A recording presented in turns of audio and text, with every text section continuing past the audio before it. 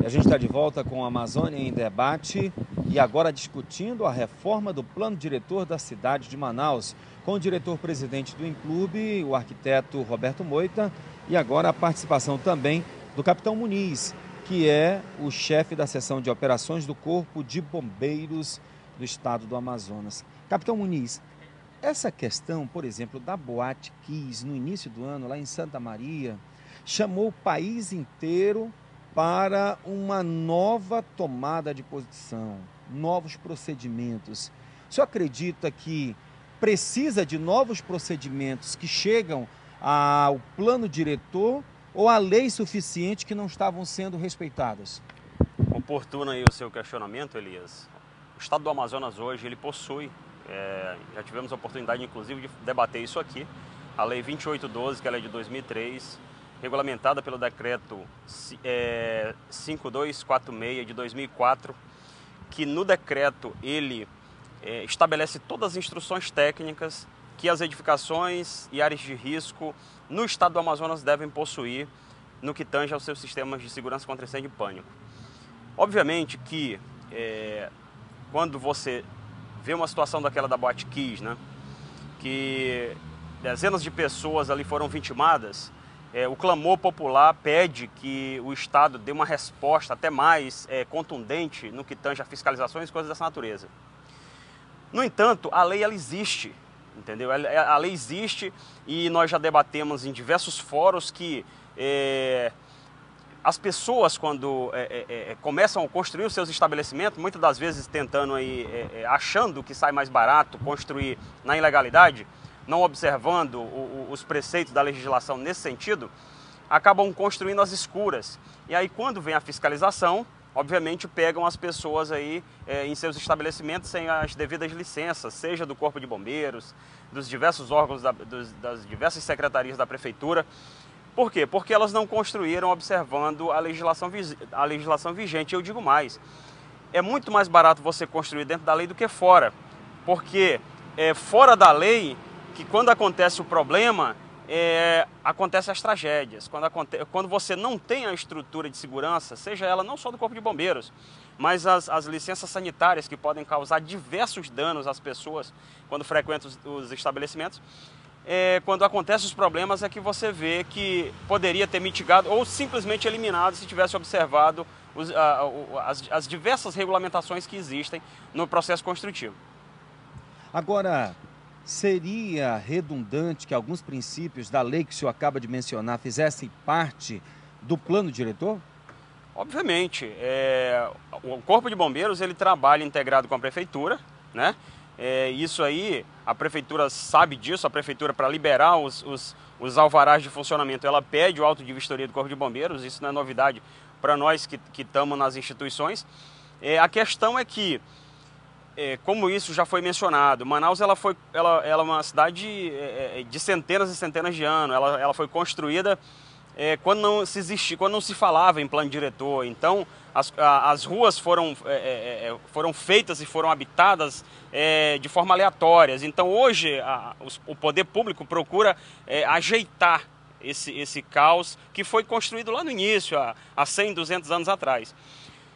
Contudo, o Corpo de Bombeiros e a Prefeitura trabalham de maneira harmônica no seguinte sentido. Uma construção, quando ela está lá na fase de projeto ainda, ele apresenta o projeto. Isso eu estou falando especificamente de segurança contra incêndio, por quê?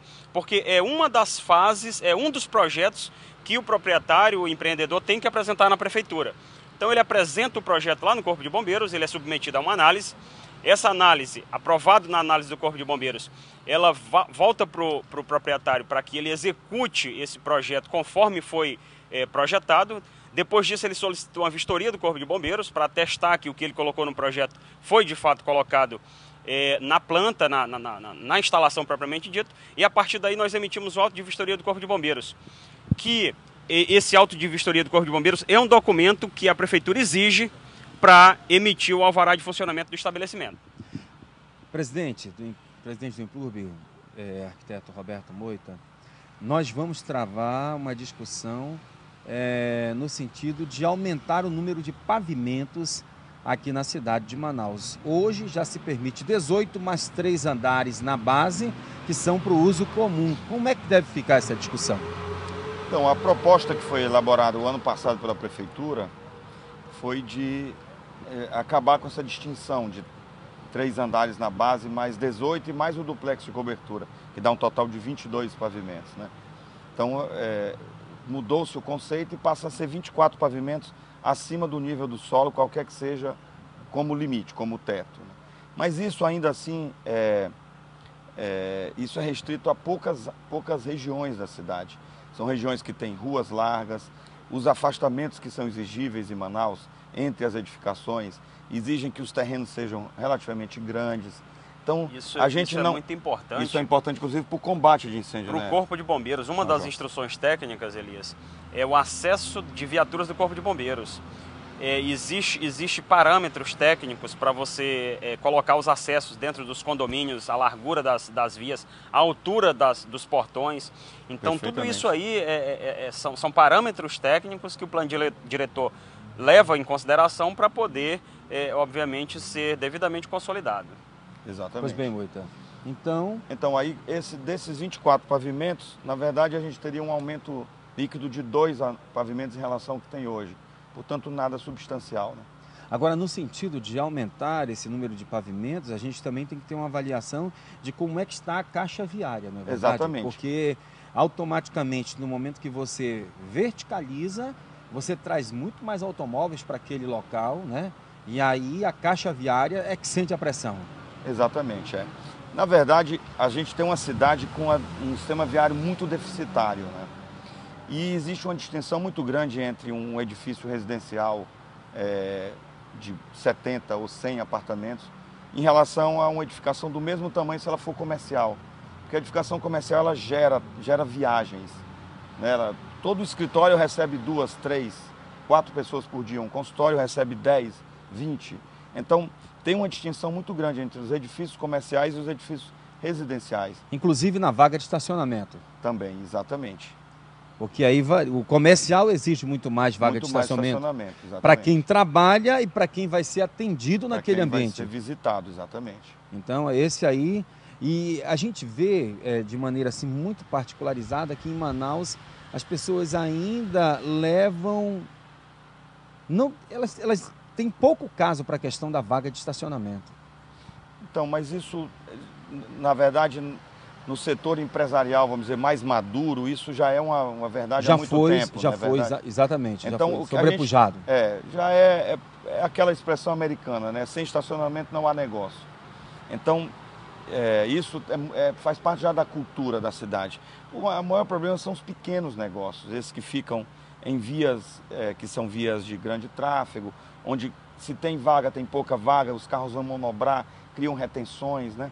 Então, isso é um desafio de como que a gente resolve. Nós estamos cuidando, criando afastamentos maiores, mesmo para pequenos negócios, nas vias coletoras, nas vias principais da cidade, para criar esse espaço, para minimizar ao máximo o impacto mesmo dos pequenos negócios quando estão em vias de grande tráfego.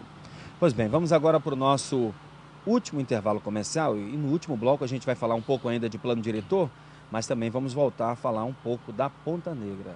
Até daqui a pouco.